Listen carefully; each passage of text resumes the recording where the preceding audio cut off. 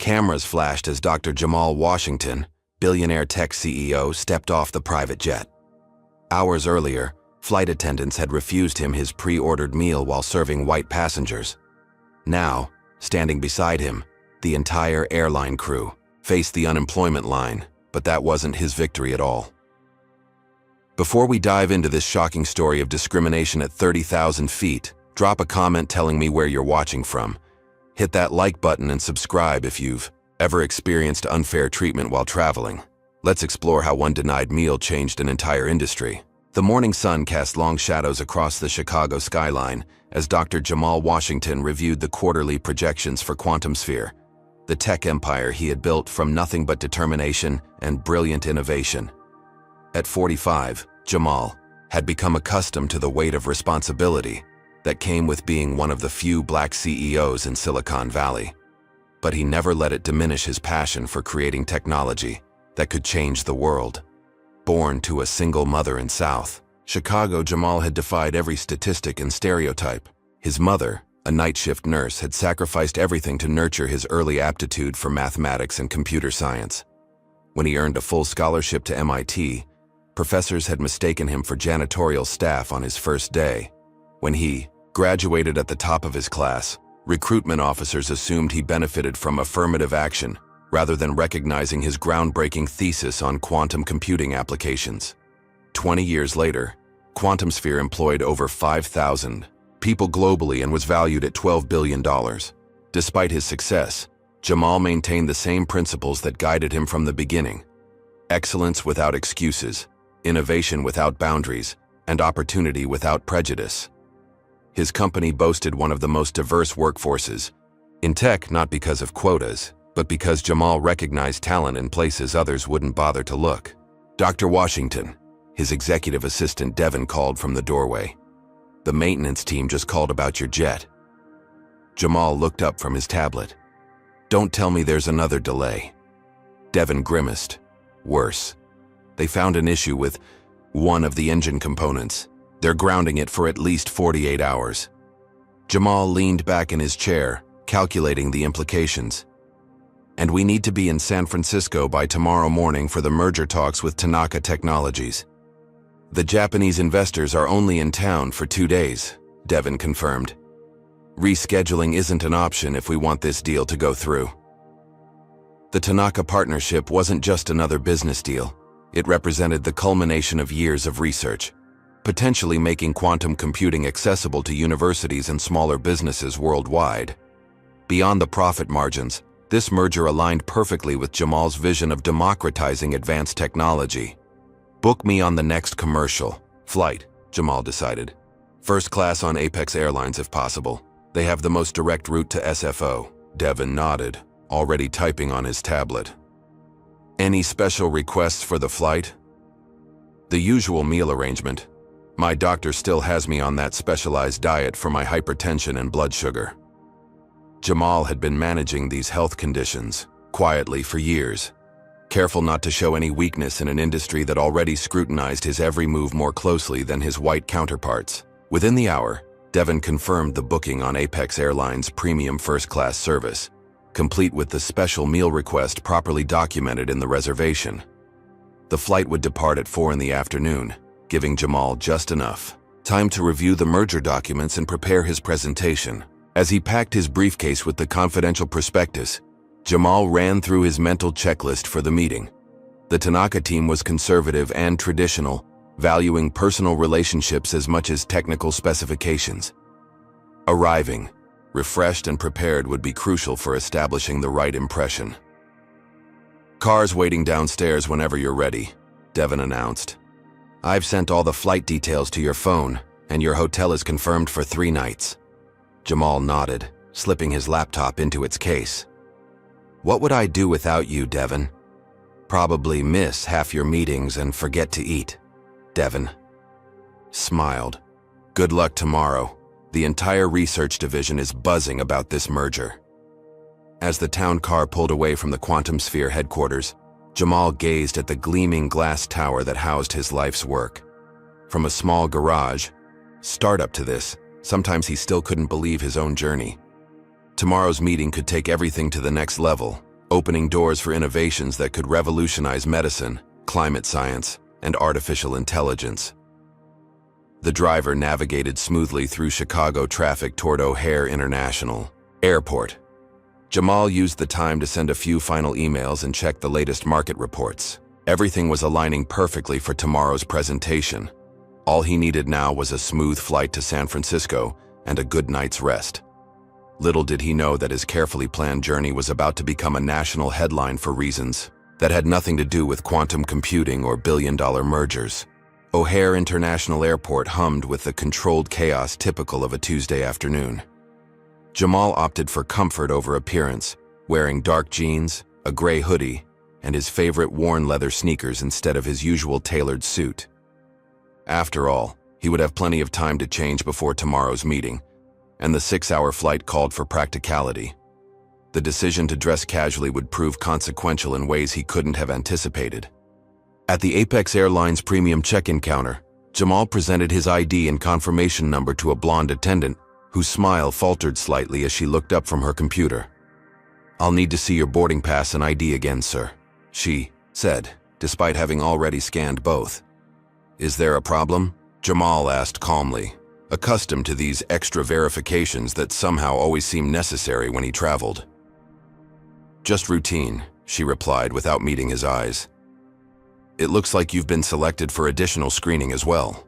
Despite his platinum status with the airline, a result of countless business trips across the globe, Jamal found himself directed to a longer line while watching several white passengers with the same status breeze through the expedited lane. At the TSA checkpoint, the random selection process somehow selected him for a complete pat-down search and bag inspection. As the agent rummaged through his carefully packed briefcase, Jamal overheard 2 security personnel talking nearby. "Probably used someone else's credit card for that first-class ticket," one murmured to the other. "You know how they do." Jamal's jaw tightened, but he remained silent. 20 years as a black man in corporate America had taught him when to pick his battles. Today wasn't the day for confrontation, not with the Tanaka meeting looming. After clearing security, Jamal headed to the first-class lounge, where the receptionist eyed his casual attire with undisguised suspicion. "First-class passengers only," she stated flatly as he approached. "I am in first class," Jamal replied, presenting his boarding pass. The receptionist inspected it with exaggerated thoroughness before reluctantly allowing him entry, her expression suggesting she'd granted him a special favor rather than a service he'd paid for. Inside the lounge, Jamal found a quiet corner to review his presentation. The minutes ticked by without the customary offer of refreshments that he noticed being extended to other guests. When he approached the bar himself, the attendant seemed surprised by his drink knowledge and pronunciation of the single malt scotch he ordered. When priority boarding was announced for Apex Flight 1142 to San Francisco, Jamal gathered his belongings and headed to the gate. The gate agent checked his boarding pass twice, then directed him to stand aside as other first-class passengers boarded. "We need to verify something with your ticket," she explained vaguely. "It'll just take a moment." That moment stretched until nearly all priority passengers had boarded. Only after Jamal calmly but firmly inquired about the delay was he finally permitted to proceed down the jetway. Aboard the Boeing 787, flight attendant Cassandra Thompson immediately intercepted him at the entrance to the first-class cabin. "I think you might be in the wrong section," she suggested with a tight smile. "Economy boarding is not for another 20 minutes. Jamal wordlessly presented his boarding pass. Cassandra's eyes widened slightly before her expression reset to professional neutrality. "Oh, well, 2A is on your right." As Jamal stowed his carry-on in the overhead compartment, another flight attendant approached. "Sir, would you mind moving to the back of first class? We have a couple traveling together who would prefer those front seats." Jamal glanced at his boarding pass. "I specifically selected this seat when booking. If the couple wanted to sit together, they could have done the same." The head flight attendant, a tall man with graying temples and a name tag reading Richard Kensington, inserted himself into the conversation. "Is there a problem here?" he asked, his tone carrying an edge of authority. "No problem," Jamal replied evenly. "I was just explaining that I'd like to keep my assigned seat." Richard's gaze traveled from Jamal's hoodie to his sneakers, a quick but unmistakable assessment. "We try to accommodate all our premium passengers' requests. Perhaps another seat would be more suitable." The implication hung in the air. More suitable for whom? "I'm comfortable right here, thank you," Jamal responded, his voice pleasant but firm as he took his seat. He noticed several white passengers watching the exchange with varying expressions: discomfort, indifference, and in a few cases, the knowing glance of recognition. Not of Jamal Washington, the CEO, but of the familiar spectacle of a black man, being asked to justify his presence in a premium space. As boarding continued, Jamal discreetly took out his phone and opened his notes app, documenting the interactions with timestamps and names. Years of experiencing subtle discrimination had taught him the value of contemporaneous records. A middle-aged white man in an expensive suit took the seat beside him, briefly nodding before immersing himself in his laptop. The man's boarding had been seamless, his presence in first class apparently requiring no explanation or verification. From his window seat, Jamal watched the ground crew loading luggage and catering supplies. Somewhere in the cargo hold was the special meal he had requested, a low-sodium, diabetic-friendly option that would help him maintain his energy levels for tomorrow's crucial meeting. As the final passengers boarded and the cabin doors closed, Jamal settled in for what he hoped would be an uneventful flight to San Francisco. The merger documents awaited his review, and he needed to arrive focused and prepared. Instead, the next 6 hours would become a masterclass in the persistence of prejudice, even at 30,000 feet. The Apex Airlines Boeing 787 climbed smoothly through the cloud layer, leaving Chicago's sprawling cityscape behind. As the seatbelt sign dinged off, the first-class cabin came alive with activity. Flight attendants emerged from the galley with warm towels and welcoming smiles for most passengers.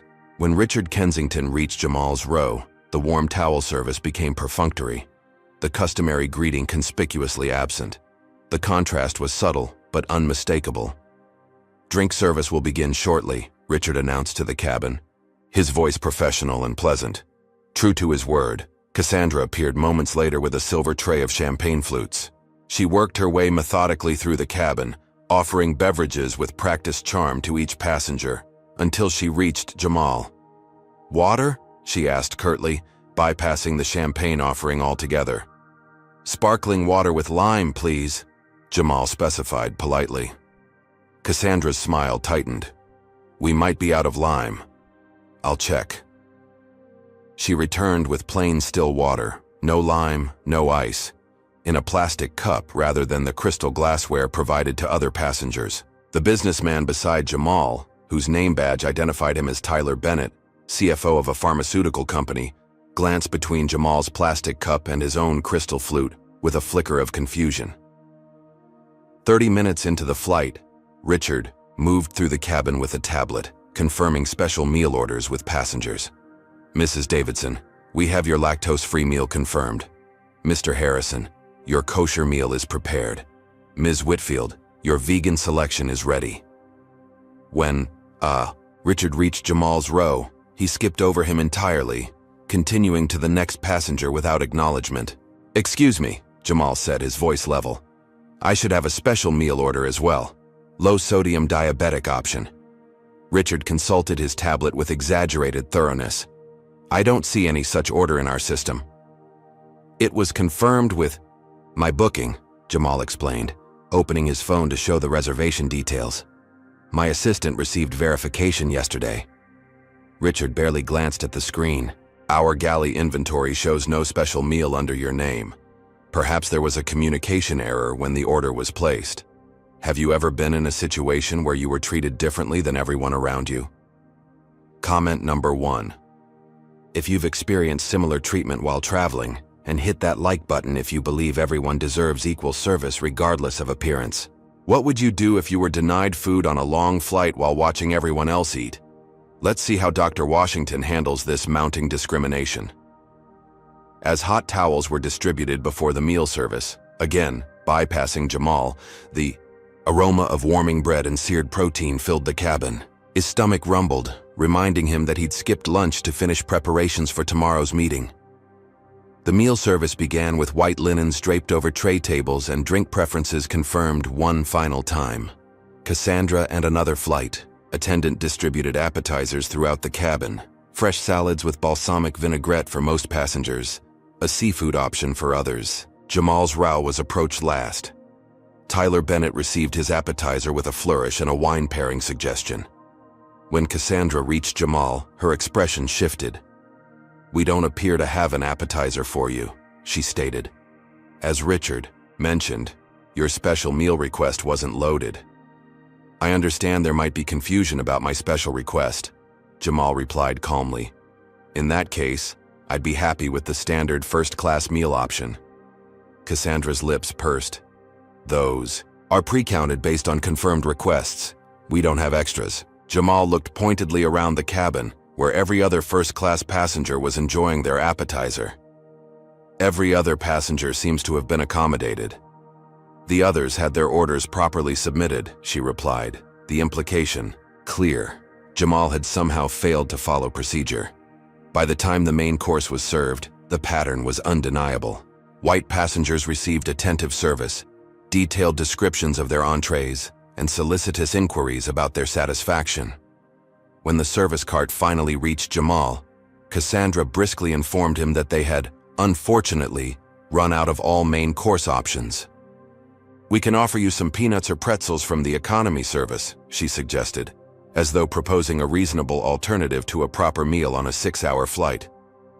"I'd like to speak with the cabin manager," Jamal requested, his patience wearing thin not from anger but from genuine physical discomfort. His blood sugar was dropping, and the carefully managed balance of his medication required regular meals. Richard appeared promptly, his expression a practiced mask of professional concern that didn't reach his eyes. "Is there a problem, sir?" "Yes, there is," Jamal stated evenly.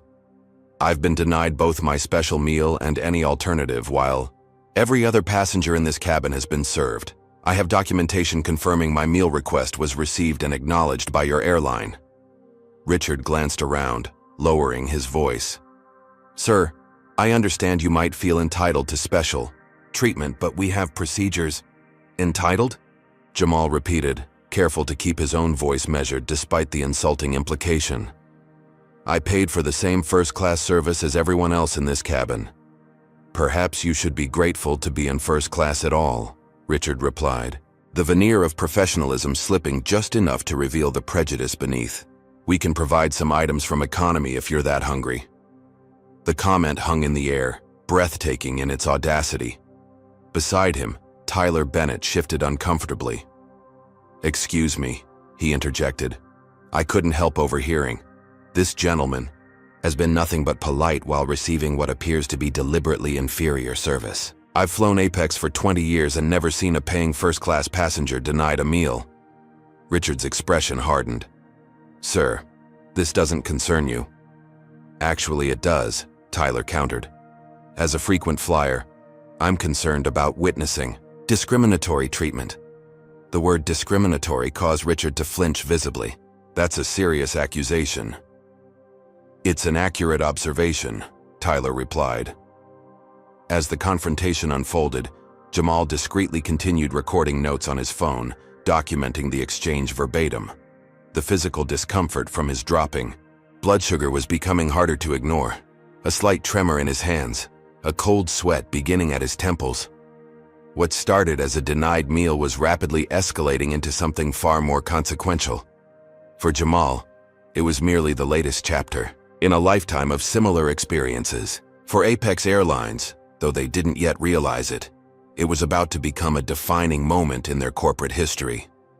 "I'll give you one more opportunity to provide the meal I paid for," Jamal stated calmly.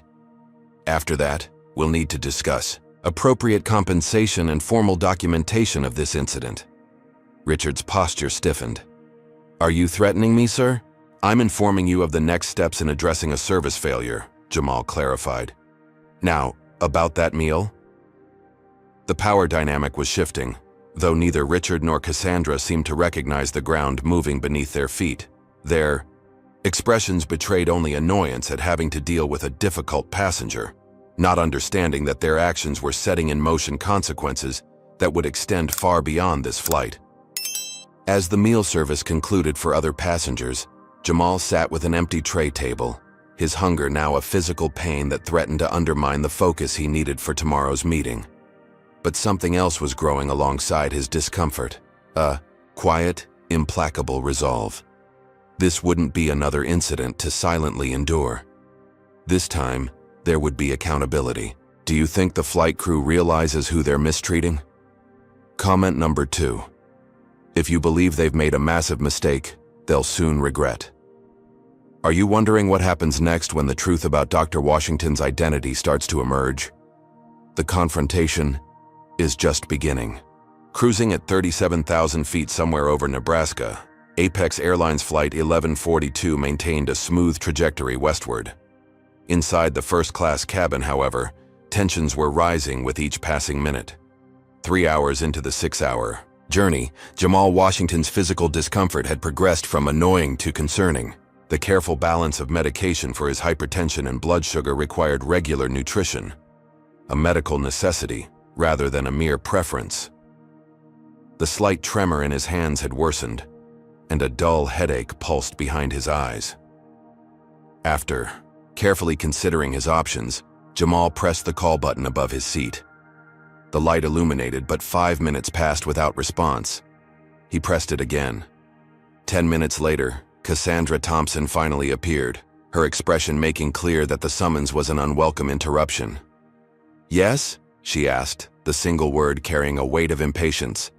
"I need to speak with the purser or lead flight attendant, please," Jamal requested, his voice steady despite his increasing discomfort.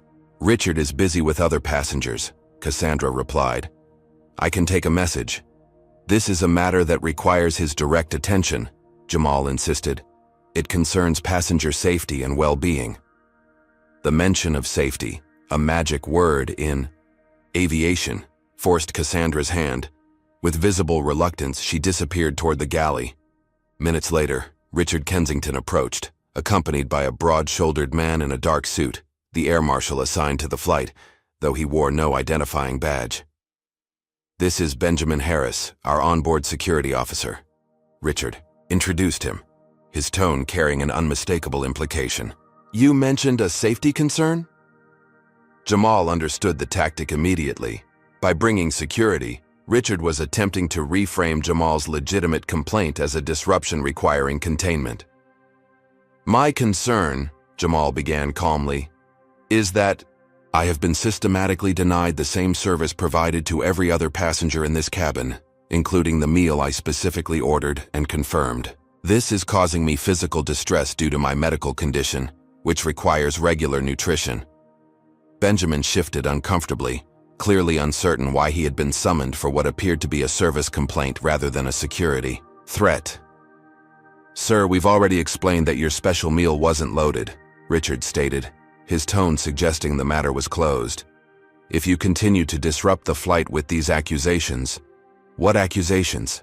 Tyler Bennett interjected from the adjacent seat. "I've witnessed everything he's describing. This gentleman has been nothing but patient while receiving objectively inferior service." Richard's expression tightened. "Mr. Bennett, with all due respect," "With all due respect," Tyler countered. "I'm a diamond-level member with over 2 million miles on Apex, and I've never seen service this blatantly discriminatory. He's not being disruptive. He's requesting the basic service included in his ticket price." Other passengers were now openly watching the exchange.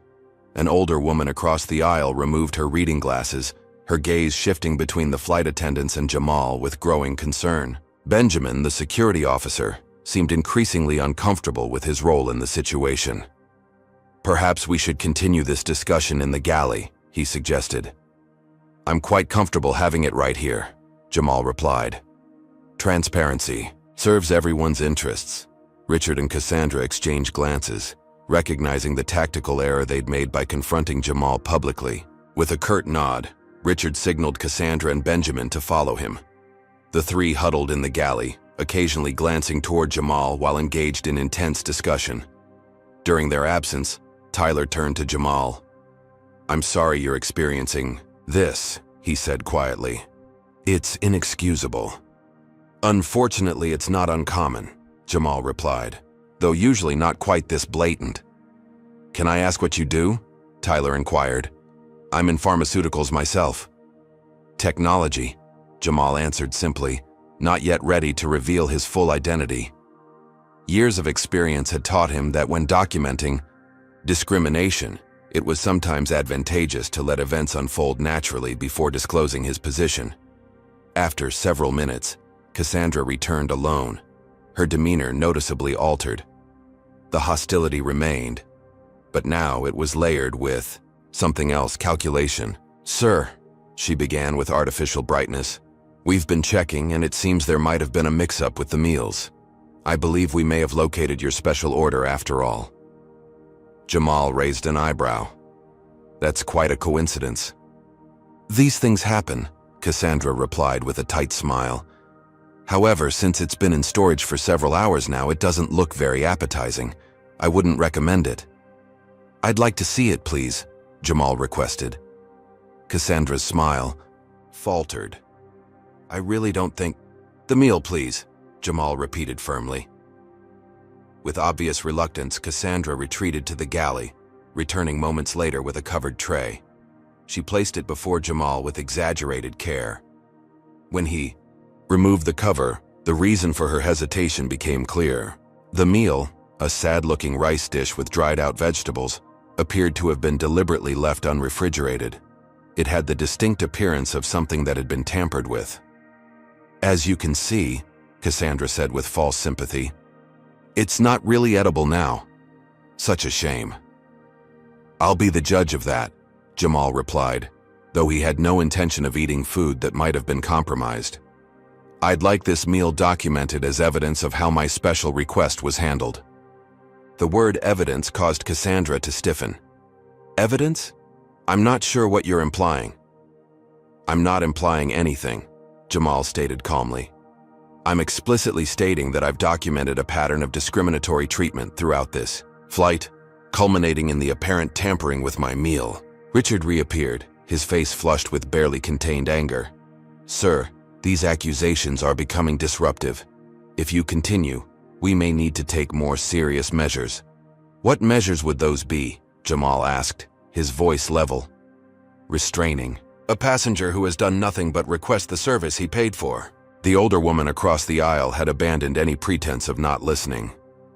Young man, she addressed Richard, I've been watching this whole situation unfold and I'm appalled.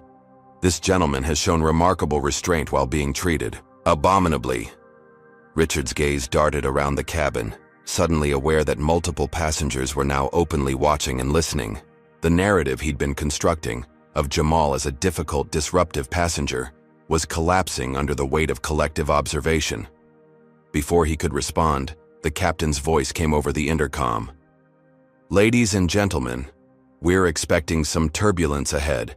The seatbelt sign has been turned on. Flight attendants, please secure the cabin and take your seats. The announcement provided Richard with a convenient escape from the confrontation. We'll have to continue this discussion later, he stated, the relief evident in his voice. Safety protocols take precedence. As Richard and Cassandra retreated to their jump seats, Jamal used the interruption to check his phone. The in-flight Wi-Fi was operational, allowing him to send a detailed message to his legal team and the Quantum Sphere board, outlining the situation and requesting specific actions upon his arrival in San Francisco. The physical symptoms from his lack of proper nutrition were intensifying, the headache now a steady throb, the tremor in his hands more pronounced, a cold sweat beading on his forehead. Tyler noticed his discomfort. Are you all right? He asked with genuine concern. I will be, Jamal replied, his determination hardening. But Apex Airlines might not be. 4 hours into the flight to San Francisco, the atmosphere in the first-class cabin had transformed. What began as isolated incidents of differential treatment had crystallized into an undeniable pattern, witnessed by increasingly uncomfortable passengers. The turbulence had passed, but the tension remained palpable. A young flight attendant named Zoe Chen, newly assigned to the first-class cabin after a crew rotation, approached Jamal's seat with a bottle of water.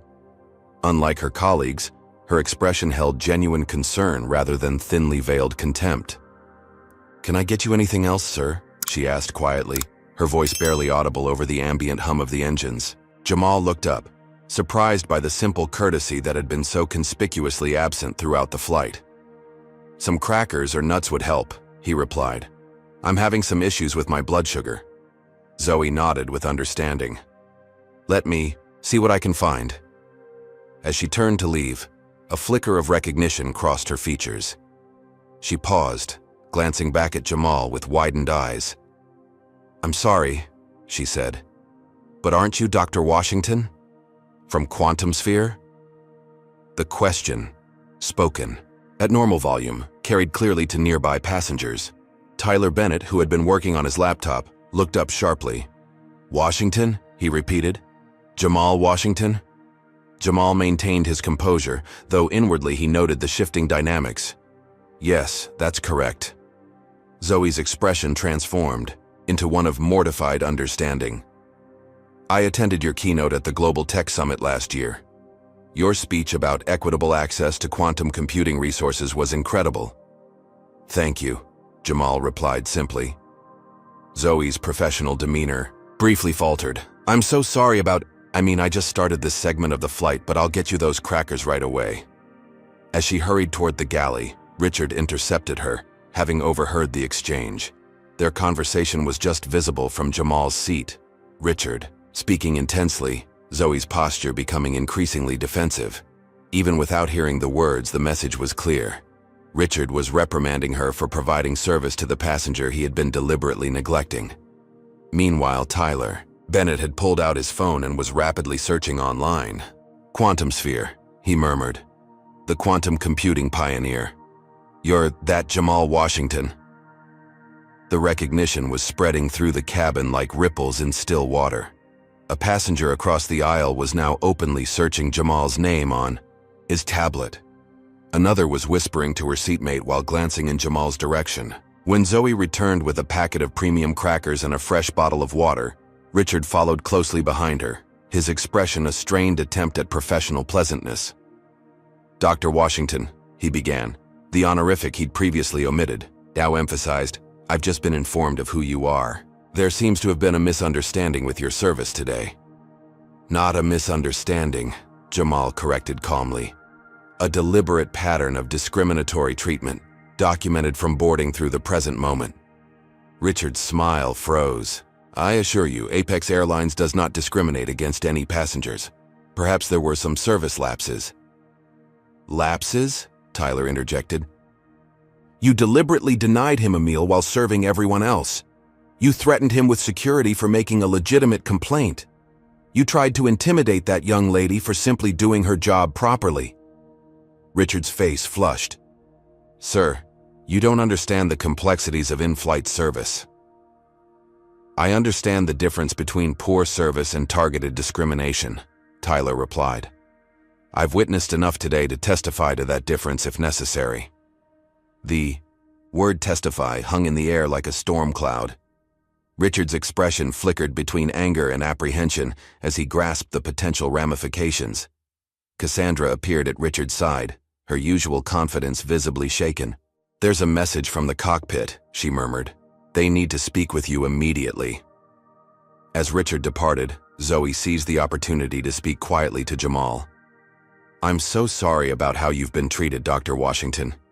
It's not the first time I've seen Richard behave this way toward certain passengers." "Not the first time?" Jamal repeated, his attention sharpening. Zoe glanced nervously over her shoulder. "There have been other incidents. Some flight attendants have even requested not to work with him because of how he treats passengers of poor color, especially in premium cabins." This information, suggesting a pattern rather than an isolated incident, was significant. Jamal made a mental note to include it in his documentation. "Thank you for your professionalism, Zoe," he said sincerely. "I appreciate you speaking up." In the galley, Richard and Cassandra were engaged in intense conversation with the purser and another crew member. Their agitated gestures and furtive glances toward Jamal suggested the realization of their predicament was beginning to dawn. Throughout the cabin, passengers were now openly researching Jamal Washington on their devices. The truth about who they had been witnessing being mistreated was spreading rapidly. Not just a first-class passenger, but the founder and CEO of one of the most innovative technology companies in the world, a billionaire philanthropist, and an influential voice in Silicon Valley. Tyler Bennett, having completed his own research, turned to Jamal with newfound respect. "I had no idea. Your work in quantum healthcare applications is revolutionary. My company has been following your research closely." "Thank you," Jamal replied, maintaining his focus on the documentation he was compiling. His physical discomfort remained, but the crackers and water had taken the edge off the most acute symptoms. Richard returned from the galley, his demeanor dramatically transformed. The contempt had been replaced by poorly concealed panic. "Dr. Washington," he began with exaggerated deference, "I want to personally apologize for any miscommunication earlier. We've located a suitable meal for you, and I'd like to offer you a complimentary beverage of your choice." "The time for that was 3 hours ago," Jamal replied evenly. "At this point, I'm more interested in documenting the complete sequence of events since boarding." Richard's smile faltered. "I'm sure there's no need for formal documentation. Apex Airlines values your business, and we'd be happy to offer you compensation in the form of travel vouchers." "I don't need vouchers," Jamal stated. "What I need is accountability." The word landed like a stone. Richard's professional veneer cracked further, revealing the fear beneath. "Perhaps we could discuss this privately?" "I think we've established that transparency serves everyone's interests," Jamal replied. From the cockpit, a new message was relayed to the crew. The aircraft's satellite communication system had received an urgent directive from Apex Airlines headquarters. The airline's executive team had somehow become aware of the situation unfolding on Flight 1142, likely through social media posts from passengers who had recognized Jamal and witnessed his treatment. As Richard was called away again, Zoe approached with a properly prepared meal tray. "I found this in the crew meals," she explained. "It's not exactly your special order, but it's low in sodium and should help with your blood sugar." "Thank you, Zoe," Jamal said, genuinely appreciative of her initiative. "I should warn you," she added in a lowered voice. "Richard and Cassandra are filling out incident reports claiming you were being disruptive. I heard them discussing how to justify their actions." This attempted narrative revision didn't surprise Jamal. It was a familiar tactic: reframe the victim as the aggressor, transform legitimate complaints into disruptive behavior. "Let them try," he replied calmly. "The truth has too many witnesses now." As he finally ate a proper meal, nearly 5 hours into a 6-hour flight, Jamal continued documenting every interaction, every statement, every witness. The evidence was overwhelming, the pattern undeniable. With each passing minute, the power dynamic aboard Flight 1142 continued its dramatic reversal. What began as 2 flight attendants exercising their perceived authority over a passenger they deemed unworthy of first-class service had transformed into a potential corporate crisis for Apex Airlines. And they were still an hour from landing. 5 hours into the 6-hour journey to San Francisco, the Boeing 787 began its gradual descent from cruising altitude. Inside the first-class cabin of Apex Airlines Flight 1142, an entirely different kind of descent was underway, one involving corporate reputations and professional futures. Despite the small meal Zoe had provided, Jamal Washington was experiencing intensifying physical symptoms.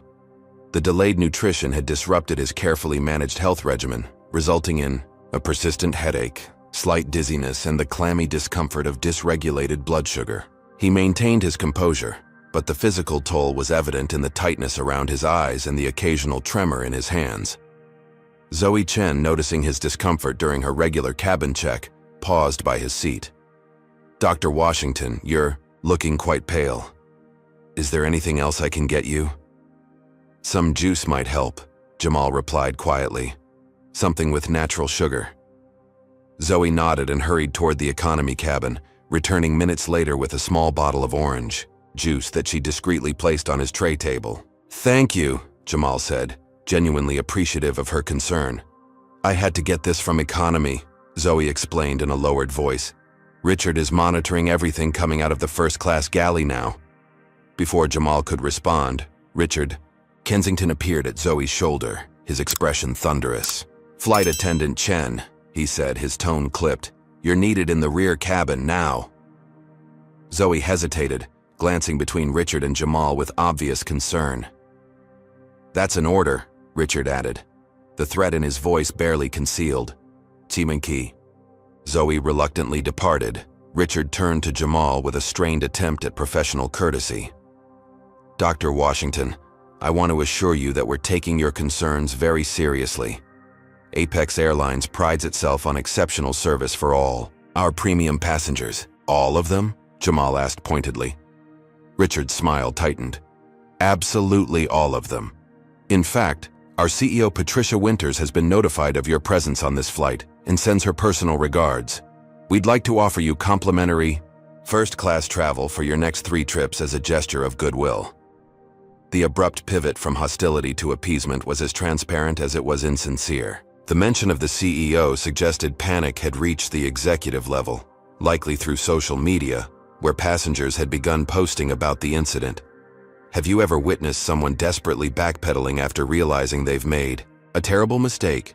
Comment number 1 if you think Apex Airlines' attempts to make amends are too little, too late. Hit the like button if you believe accountability should come before apology. Do you think Dr. Washington should accept their last-minute offers of compensation, or is there a larger principle at stake here? The story takes an unexpected turn as we approach the landing. "Mr. Kensington," Jamal replied calmly, "I've documented systematic discriminatory treatment from the moment I boarded this aircraft. Vouchers don't address the fundamental issue." "I understand your frustration," Richard persisted, though his expression suggested otherwise. "Perhaps we could discuss an even more generous compensation package upon landing." Tyler Bennett, who had been silently observing the exchange, gave a subtle head shake. "They're trying to buy your silence," he murmured once Richard had moved away. "Classic damage control." "I'm familiar with the tactic," Jamal replied. "It might have worked if they'd simply forgotten my meal, but this was something else entirely." Through the cabin windows, the California coastline was becoming visible as the aircraft continued its descent. In the galley, the crew was engaged in urgent conversation, their gestures suggesting escalating concern. Zoe managed to return briefly to Jamal's seat under the pretense of collecting trash. "They're in full panic mode," she whispered. "The captain received a call from headquarters, and there are executives waiting at the gate. Richard's been writing up reports claiming you were aggressive and disruptive." "Let him try," Jamal replied. "There are too many witnesses to the truth." "That's not all," Zoe continued, her voice barely audible. "Richard has a history of similar incidents. 3 formal complaints were filed against him last quarter alone, all from passengers of color who were seated in premium cabins. The airline settled each case quietly. This information was significant, evidence of a pattern rather than an isolated incident." "Thank you for telling me this," Jamal said. "It matters." As Zoe moved away, Jamal noticed Cassandra Thompson watching their interaction with naked hostility.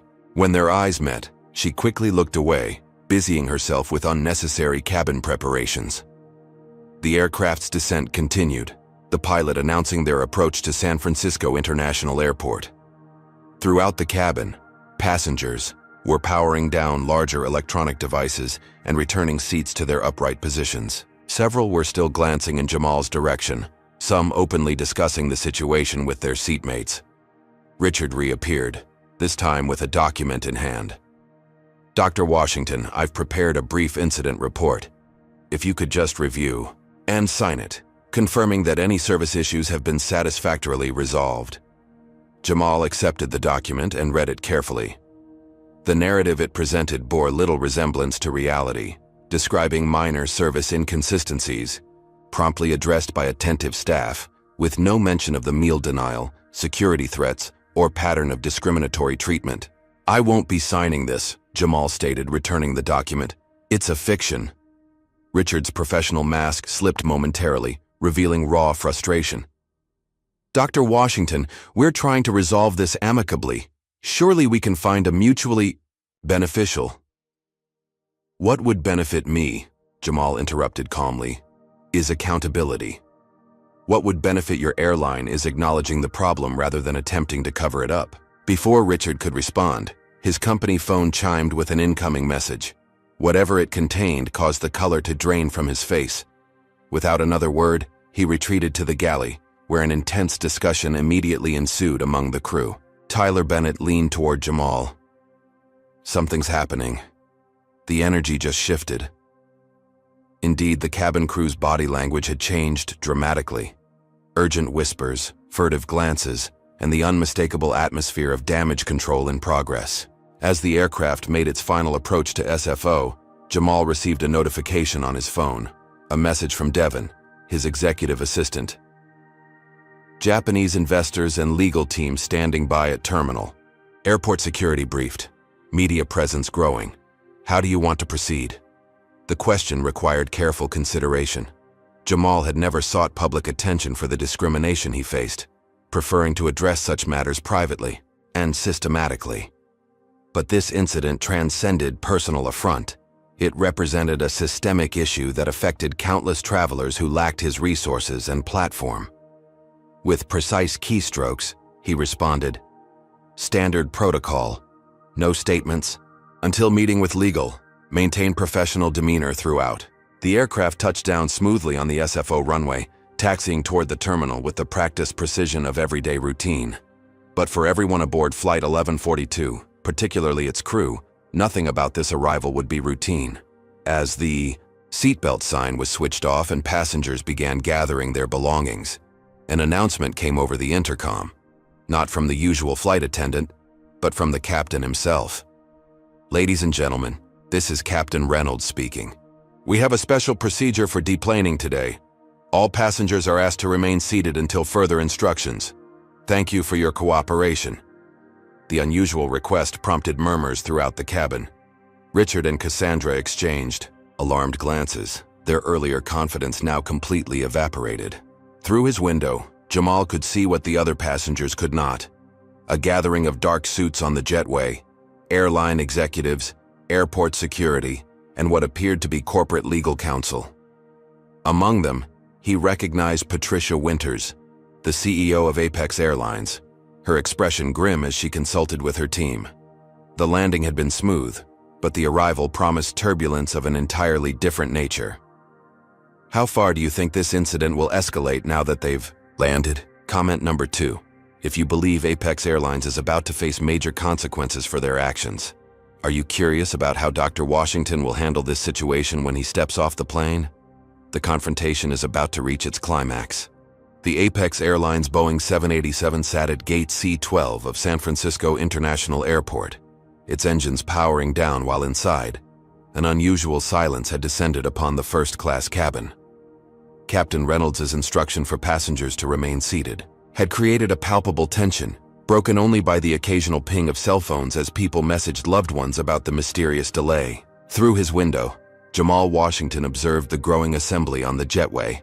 Apex Airlines executives in dark suits, airport security personnel, and several individuals whose bearings suggested legal representation. The airline was mobilizing its crisis management team, a response that confirmed the severity with which they now viewed the situation. Richard Kensington moved through the cabin with forced composure, though his rapid breathing and perspiration betrayed his anxiety.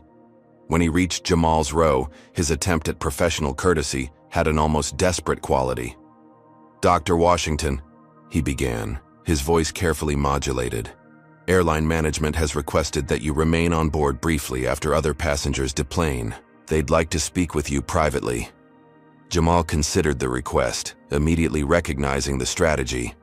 A private conversation away from witnesses would allow the airline to control the narrative and potentially pressure him into a quiet settlement.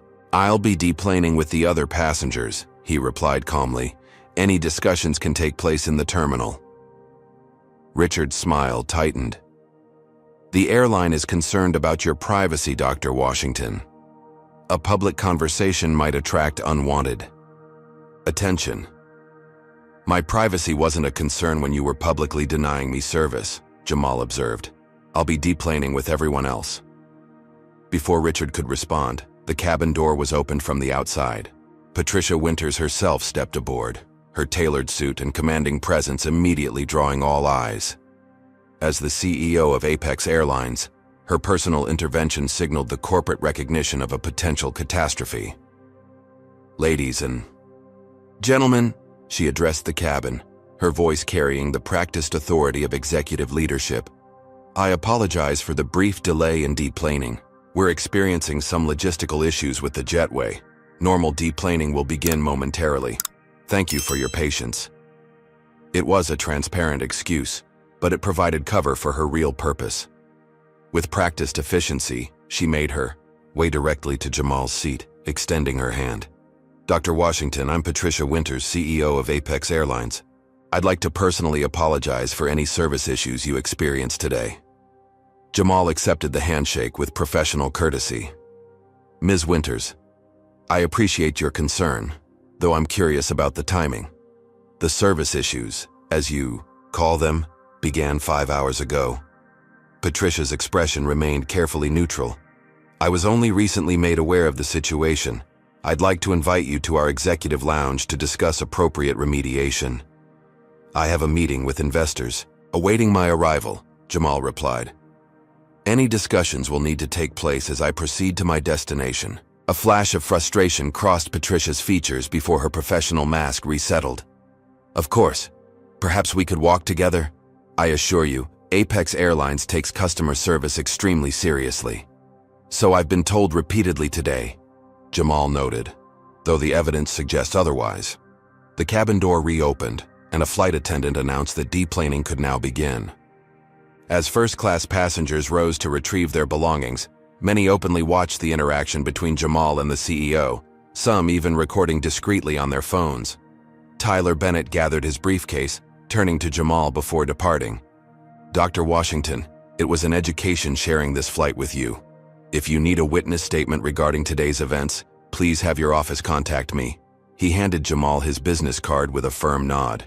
As passengers filed toward the exit, Richard and Cassandra positioned themselves near the door, their expressions a study in controlled panic. When Zoe Chen passed by, Richard grabbed her arm, whispering something that caused her face to pale.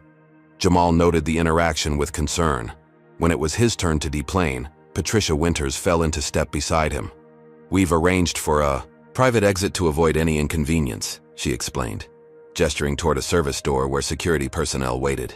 "I'll be using the main terminal exit," Jamal stated firmly, "the same one used by every other passenger."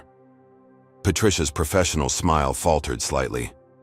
"Dr. Washington, there's significant media presence in the terminal. We're concerned about potential misrepresentations of today's events." "Transparency doesn't allow for misrepresentation," Jamal replied as he continued walking toward the main exit. As they emerged from the jetway into the terminal, the situation became immediately clear. A small crowd had gathered, members of Jamal's executive team, the Japanese investors from Tanaka Technologies, airport security, and indeed, several journalists with cameras. Devon, Jamal's executive assistant, approached immediately. "Dr. Washington, are you all right? We've been receiving concerning reports from passengers." Before Jamal could respond, Patricia Winters interjected. "There was an unfortunate service lapse on today's flight. Apex Airlines is working directly with Dr. Washington to address it appropriately." "A service lapse?" echoed a voice from the crowd. Tyler Bennett, who had paused rather than continuing to his connection. "Is that what you call systematically denying service to a black passenger while providing it to everyone else?" The blunt characterization caused a ripple through the assembled onlookers. A journalist raised her phone, recording the exchange. Patricia's expression hardened. "Sir, you're mischaracterizing a complex situation." "I witnessed every moment of it," Tyler interrupted. "There was nothing complex about it. It was textbook discrimination, and when the crew realized who they were discriminating against, they panicked and tried to cover it up." Other passengers had stopped now, several nodding in agreement with Tyler's assessment. One woman stepped forward, the older passenger who had been seated across from Jamal. "I saw it too," she stated firmly. "It was appalling. They denied him food while serving everyone else, then threatened him when he politely asked for what he'd paid for." The narrative was slipping irretrievably from Apex Airlines' control. Patricia Winters attempted to regain command of the situation, signaling to her public relations director, who quickly approached. "Dr. Washington," Patricia said, her voice lowered. "I'd like to offer our most sincere apologies along with appropriate compensation. Perhaps we could discuss the terms privately." "This isn't about compensation, Ms. Winters," Jamal replied evenly. "It's about accountability and systemic change." The terminal doors opened again, and Zoe Chen emerged, her expression a mixture of distress and determination. She approached Jamal directly, ignoring the warning glances from Richard and Cassandra, who hovered nearby. "Dr. Washington," she said, her voice slightly tremulous but clear. "I've just been informed that my employment with Apex Airlines has been terminated, effective immediately. They're claiming I violated service protocols." Jamal's expression darkened. "For bringing me juice when I was experiencing medical symptoms?" "For interfering with the handling of a difficult passenger," Zoe clarified, the quotation marks evident in her tone. "The retaliation was as predictable as it was unethical. Punish the whistleblower, intimidate potential witnesses, control the narrative through fear. It was a strategy Jamal had observed throughout his career, though rarely executed so clumsily. "Ms. Chen," he said, loud enough for the gathering crowd to hear. "I'd like you to meet Devin Parker, my executive assistant. Devin, please make sure Ms. Chen has my contact information. My legal team will be in touch regarding wrongful termination representation." The public offer of support shifted the dynamics yet again. Patricia Winters' expression transformed from controlled concern to barely concealed alarm as she realized the situation was escalating beyond conventional damage control. "That won't be necessary," she interjected quickly. "Ms. Chen, there's clearly been a misunderstanding regarding your employment status. We'll need to review the circumstances immediately." But the damage was done. The assembled journalists were capturing every word, every reaction. The story was no longer just about discrimination against a passenger. It now included corporate retaliation against an employee who had tried to do the right thing. As security personnel attempted to create space in the increasingly crowded terminal, a distinguished Japanese businessman approached, bowing respectfully to Jamal. "Dr. Washington," he greeted formally. "I am Hiroshi Tanaka. My team and I have been waiting for your arrival. Is everything all right?" The presence of the Japanese investors, the very reason for Jamal's trip to San Francisco, added yet another dimension to the unfolding drama. Hiroshi Tanaka's questioning gaze moved from Jamal to the airline executives, his expression revealing his assessment of the situation. Patricia Winters attempted damage control once more. "Mr. Tanaka, I apologize for any delay in Dr. Washington's arrival. We at Apex Airlines pride ourselves on denying service based on appearance," Tyler Bennett interjected. "On threatening passengers who request the meals they paid for? On firing employees who try to help them?" The blunt interruption caused several people to gasp, while others nodded in agreement. Airport security officers exchanged uncertain glances, clearly unsure how to manage the escalating situation. Jamal maintained his composure throughout, observing the rapidly deteriorating position of Apex Airlines with the calculated awareness of a chess master watching an opponent's inevitable defeat. He had not orchestrated this public exposure, had, in fact, initially sought only to document the discrimination privately, but now that events had unfolded in this manner, he recognized the potential for meaningful impact beyond his individual experience. With deliberate calmness, he addressed the assembled group. "I appreciate everyone's concern. At this point, I need to proceed to my scheduled meeting with Mr. Tanaka and his team. My legal representatives will be addressing today's incidents through appropriate channels." As he prepared to depart with the Japanese delegation, Richard Kensington made one final desperate attempt to salvage the situation. "Dr. Washington," he called, his voice strained. "On behalf of the flight crew, I want to express our deepest regrets for any misunderstanding." "There was no misunderstanding, Mr. Kensington," Jamal replied, his voice firm but controlled. "There was deliberate discrimination, followed by attempted intimidation, followed by retaliation against an employee who showed basic human decency. Those aren't misunderstandings. Those are choices. The simple, direct assessment landed with devastating precision. Richard seemed to physically shrink under its weight, while Patricia Winter's expression confirmed she recognized the magnitude of the crisis facing her company.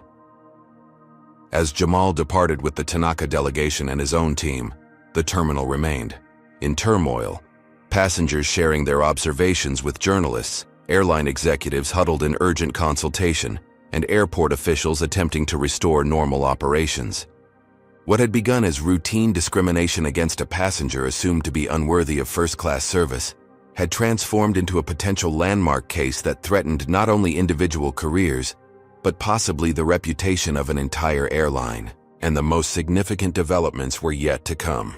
By sunset, the incident aboard Apex Airlines Flight 1142 had transcended from an isolated case of discrimination to a full-blown corporate crisis.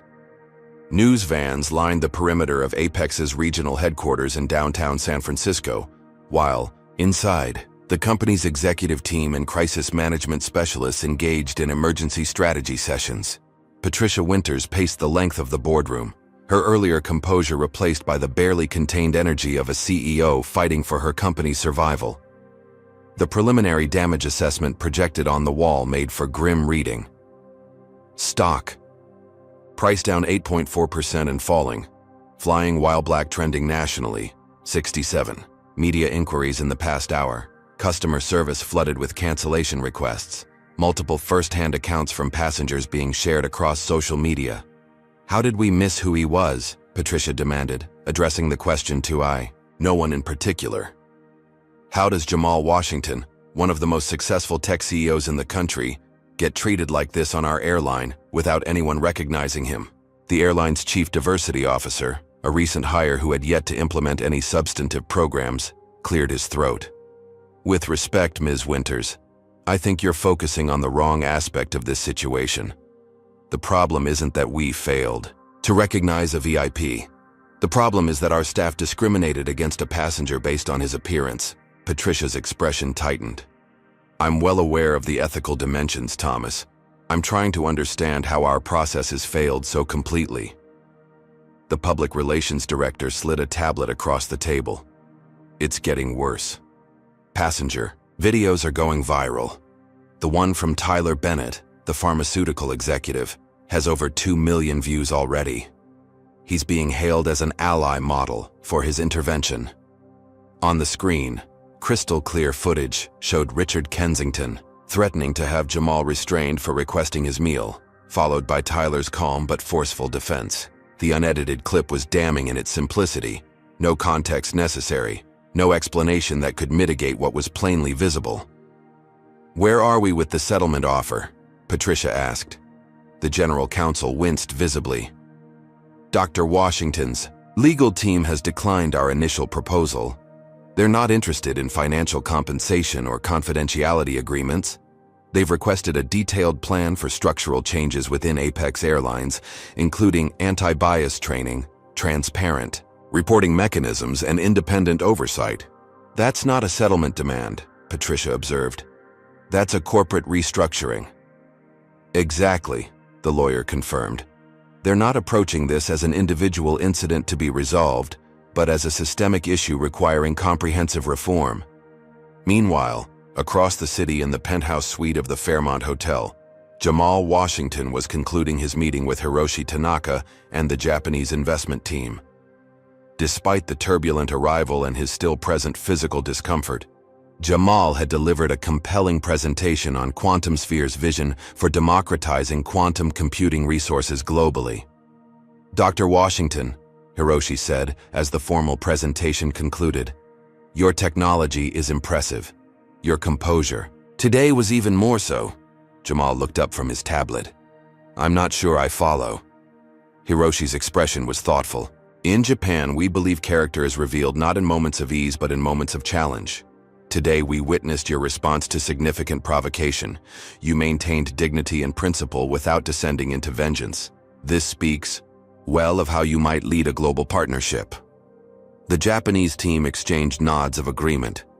What might have derailed the negotiations had instead provided an unexpected window into Jamal's character and leadership style. "Thank you," Jamal replied simply. The incident today was unfortunately not unusual in my experience, though perhaps more blatant than most. "This is difficult for us to understand," Hiroshi admitted. "In Japan, customer service is sacred, particularly for distinguished business travelers." "America is complicated," Jamal acknowledged. "But I believe in addressing systems rather than symptoms.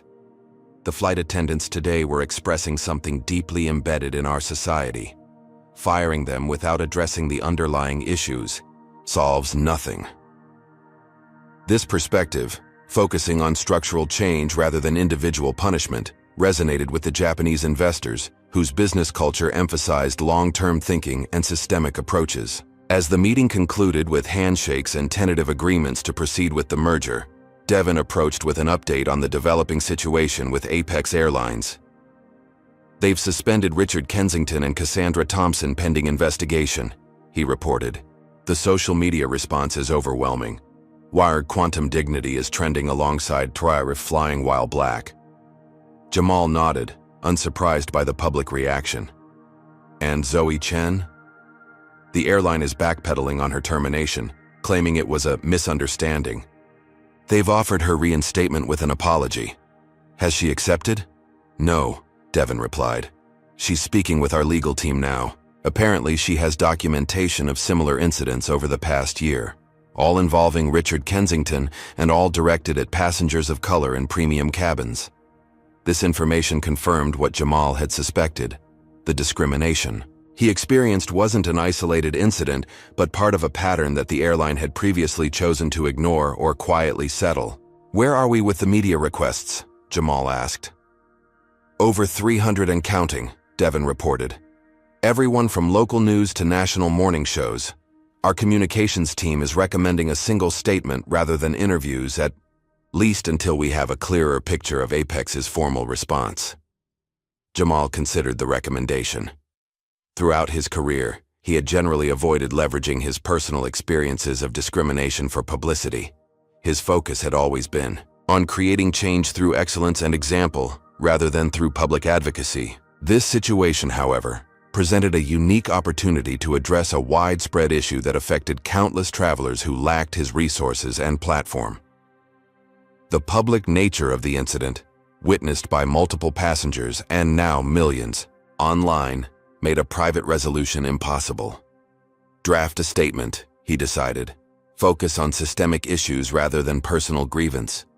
This isn't about me or even about Apex specifically. It's about patterns of discrimination that persist throughout customer service industries." As Devon departed to coordinate with the communications team, Jamal's phone lit up with a notification. A public statement had just been released by Apex Airlines. The carefully crafted corporate language announced a comprehensive review of service protocols and expressed deep concern over the reported incidents, while carefully avoiding any admission of discriminatory behavior. The statement concluded with a paragraph that caused Jamal to raise an eyebrow. "Apex Airlines has a zero-tolerance policy for discrimination of any kind. We are proud of our diverse workforce and inclusive culture. We are committed to ensuring that all passengers receive the premium service they deserve, regardless of background." The gap between this public commitment and Jamal's actual experience was so vast as to be almost darkly comical. More telling was the absence of any specific corrective actions or accountability measures, just vague assurances designed to manage public perception rather than address underlying issues. Across social media platforms, the corporate statement was being dissected and criticized for its emptiness. Competitors were seizing the opportunity, with Delta and United both releasing pointed statements about their own anti-discrimination training programs and diversity initiatives. By evening, what had begun as a denied meal on a single flight had escalated into a national conversation about race, privilege, and corporate responsibility. News segments featured interviews with other Black executives who shared similar experiences of being questioned or challenged in first-class cabins, business lounges, and other exclusive spaces. The incident was becoming a case study in how seemingly small acts of discrimination reflected and reinforced larger systemic inequities, and how corporations often failed to address these issues until forced by public pressure. In the Fairmont penthouse, Jamal reviewed the final draft of his own statement. Unlike Apex's defensive corporate language, his response was measured, forward-looking, and focused on constructive change rather than punishment. Today's incident aboard Apex Airlines Flight 1142 was not unique or isolated, it began. It reflects patterns experienced daily by travelers of color across America. Rather than focusing on individual blame, I am calling for systemic accountability and transparent reporting throughout the travel industry. The statement went on to outline specific reforms that would create measurable improvements, not just for VIP travelers who might be recognized, but for everyone. As he approved the final draft, Jamal reflected on the irony that his denied meal might ultimately nourish more significant progress than his quantum computing innovations. Technology could change capabilities, but only changed hearts and systems, could transform society. The next morning would bring new developments that would surprise both Apex Airlines and the public following the story. The corporate crisis was about to take an unexpected turn, one that would challenge conventional wisdom about accountability and reconciliation in the aftermath of public discrimination. 1 week after the incident aboard Apex Airlines Flight 1142, a press conference was scheduled in the grand ballroom of the San Francisco Marriott. Media speculation about the announcement had reached fever pitch, with most analysts predicting a landmark discrimination lawsuit against the airline. Financial experts had already calculated potential damages in the hundreds of millions, while Apex's stock had plummeted 23% since the incident. The ballroom was filled beyond capacity. Journalists from every major network, corporate representatives from the travel industry, diversity advocates, and curious onlookers. At precisely 10 o'clock, Jamal Washington stepped onto the stage, accompanied by Patricia Winters, CEO of Apex Airlines. Their joint appearance sent a ripple of surprise through the assembled crowd. Jamal approached the microphone first, his composed demeanor a stark contrast to the speculation and sensationalism that had surrounded the incident. "Good morning," he began. "Over the past week, millions of you have watched, read about, or discussed what happened to me on an Apex Airlines flight. Many have expressed outrage on my behalf. Others have shared similar experiences. Today I want to redirect that energy towards something constructive." He paused, scanning the room of expectant faces. "I could destroy Apex Airlines today. A lawsuit of this magnitude, with this much evidence and public support, would likely result in crippling financial penalties. But what would that accomplish?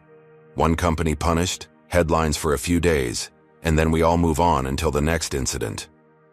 The room had fallen completely silent, every person present sensing that they were witnessing something unexpected.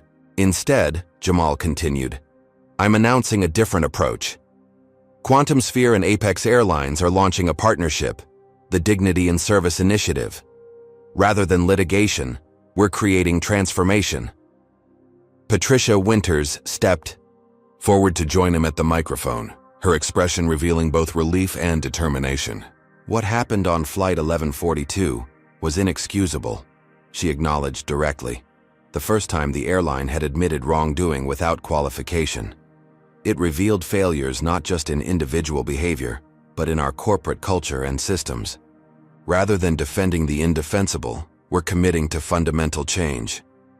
The details of the initiative unfolded over the next 30 minutes. Quantum Sphere would develop comprehensive anti-bias training using virtual reality technology that allowed employees to experience subtle and overt discrimination from the recipient's perspective. Apex would implement the program company-wide, with mandatory participation from executives to frontline staff. More significantly, the airline committed to transparent quarterly reporting of customer service disparities, independent oversight from civil rights organizations, and structural changes to promotion and accountability systems. But transformation isn't just about policies, Jamal emphasized. It's about people. At his gesture, Zoe Chen walked onto the stage. The young flight attendant who had lost her job for showing basic humanity had become an unexpected symbol of moral courage in a difficult situation. Ms. Chen will be leading the implementation as our new Director of Service Equity, Jamal announced. Her first-hand understanding of frontline challenges will be invaluable in creating practical, effective reforms. The announcement drew spontaneous applause. Zoe stepped forward, her expression a mixture of determination and hope. "When I brought Dr. Washington that orange juice, I wasn't making a political statement," she said simply. "I was just doing what any decent person should do. That's all this initiative is really about, ensuring that decency isn't optional in customer service." As the formal presentation concluded and the question period began, the tone in the room had shifted noticeably. What many had expected to be an announcement of corporate punishment had instead become a blueprint for corporate transformation.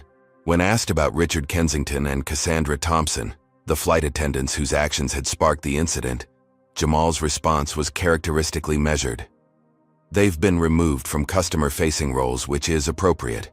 But they've also been offered the opportunity to participate in developing our training program, to help others understand the impact of biased service. Punishment might satisfy our desire for justice, but it rarely creates lasting change. Education might."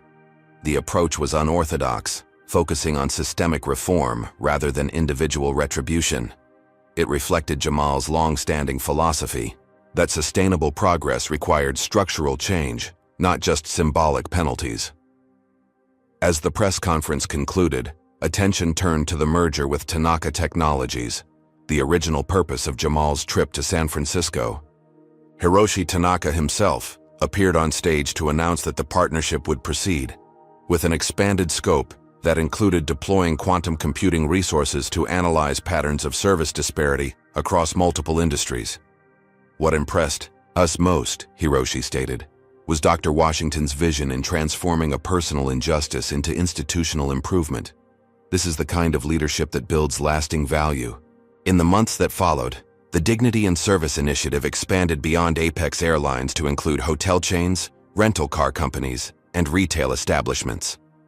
What began as a denied meal became a movement, with measurable improvements in customer service equity across participating organizations. For Jamal personally, the incident had taken a toll that wasn't visible in his public appearances. The physical symptoms he experienced during the flight had required medical attention upon arrival in San Francisco. The emotional weight of yet another discriminatory experience, added to a lifetime of similar incidents, had necessitated private time for recovery and reflection. Yet the outcome had brought unexpected healing as well. The initiative created a channel for constructive action, while the public response demonstrated that such treatment was increasingly viewed as unacceptable by the broader society. 1 year later, Jamal found himself boarding another Apex Airlines flight to San Francisco. The changes were immediately apparent, from the diverse staff at the check-in counter to the training badges worn by flight attendants, indicating completion of the anti-bias program. As he settled into his first-class seat, a flight attendant approached, an older black woman whose name tag identified her as Denise. "Dr. Washington," she greeted him with genuine warmth. "Thank you for your meal selection. I've confirmed it's prepared exactly to your specifications." "Thank you, Denise," he replied. "I also wanted to thank you personally," she added more quietly. "I've been flying for 27 years. What you did changed things for all of us, passengers and crew. We're not perfect yet, but we're better." As the aircraft lifted into the clear blue sky, Jamal reflected on the journey, not just from Chicago to San Francisco, but from discrimination to transformation. The most powerful response to injustice wasn't always destruction. Sometimes, it was creation, building something better from the ashes of difficult experiences. The merger with Tanaka Technologies had revolutionized accessibility to quantum computing resources, making previously elite technology available to smaller universities and businesses in underserved communities. Meanwhile, the Dignity and Service Initiative had been adopted by over 30 major corporations, creating measurable improvements in equitable treatment for travelers of all backgrounds. Richard Kensington and Cassandra Thompson had taken different paths following the incident. Richard had initially resisted participation in the training program, eventually leaving the industry altogether. Cassandra, surprisingly, had embraced the opportunity for education, eventually becoming an effective advocate within the company's internal reform efforts. Her personal transformation from skepticism to understanding demonstrated that change was possible, even from unlikely sources. Tyler Bennett had remained in contact, his pharmaceutical company partnering with QuantumSphere on healthcare accessibility initiatives. What began as a chance encounter in adjacent airplane seats had evolved into a productive alliance across industries. As for Zoe Chen, her courage had propelled her from entry-level flight attendant to a respected executive leading industry-wide reforms. Her insight that decency shouldn't be optional had become something of a mantra for the initiative, appearing on training materials and corporate pledges throughout the travel industry. The Apex incident had forced America to confront an uncomfortable truth, that discrimination didn't always announce itself with explicit slurs or denied service. Sometimes it manifested in subtle differences of treatment, accumulated indignities, that individually might be dismissed as misunderstandings, but collectively revealed undeniable patterns. The change wasn't perfect or complete. True transformation rarely happened overnight. But each time a passenger of color was treated with the same courtesy automatically extended to others, each time an employee felt empowered to do the right thing without fear of retaliation, the world became slightly more aligned with its highest ideals.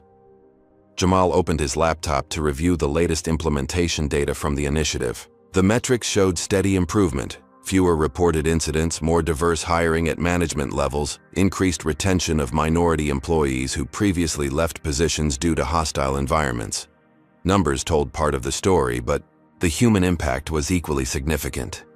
Thousands of personal testimonials had poured in from employees and customers alike, describing shifts in corporate cultures from fear and division toward inclusion and respect. As the flight attendants completed their safety demonstration, Jamal noticed something significant. He was being treated well, not because he was recognized as a VIP, nor because the crew feared repercussions, but because respectful service had become the new standard. The initiative's success wasn't measured by special treatment for the powerful, but by equal treatment for everyone. The true transformation wasn't just in policies or practices, but in perspectives. The denial of a meal had exposed deeper hungers in American society, for dignity, for fairness, for the simple acknowledgement of common humanity regardless of appearance or position. One meal denied had ultimately nourished thousands with something more sustaining than food. The demonstration that principled response to injustice could create positive change rather than merely punishing past wrongs. As the aircraft reached cruising altitude, Jamal closed his eyes briefly, allowing himself a moment of quiet satisfaction. The journey continued, both literally and metaphorically, with new challenges and opportunities ahead. But for now, it was enough to know that sometimes the highest form of success wasn't measured in personal victories, but in collective progress. This story of Dr. Jamal Washington reveals several powerful truths about confronting racism in modern America. First, discrimination often hides behind service failures rather than explicit bigotry, making it both pervasive and deniable. Second, true power comes not from retaliation, but from strategic transformation. Washington's approach of creating systemic change rather than pursuing punishment proved more effective in creating lasting impact. The narrative demonstrates how documentation and composure are essential tools when facing discrimination. By maintaining professional dignity while methodically recording every interaction, Washington transformed a personal injustice into institutional improvement. His story reminds us that the most sustainable response to racism isn't destruction, but creation, building better systems from the ashes of difficult experiences. Perhaps most importantly, this account illustrates how addressing root causes requires both accountability and education. By focusing on changing perspectives rather than merely punishing individuals, Washington created ripples of transformation across entire industries. His recognition that the highest form of success isn't measured in personal victories but in collective progress offers a blueprint for how individuals might respond to injustice in ways that heal rather than divide. Have you experienced or witnessed discrimination that made you feel powerless? Share your story in the comments below. If you believe in the power of transformative justice over mere punishment, hit that like button and subscribe to support more stories about overcoming adversity with dignity. Share this video with someone who needs to understand how racism operates in subtle ways. Awareness is the first step toward change. Thank you for joining this important conversation. May we all find the courage to transform our challenges into opportunities for collective healing and progress.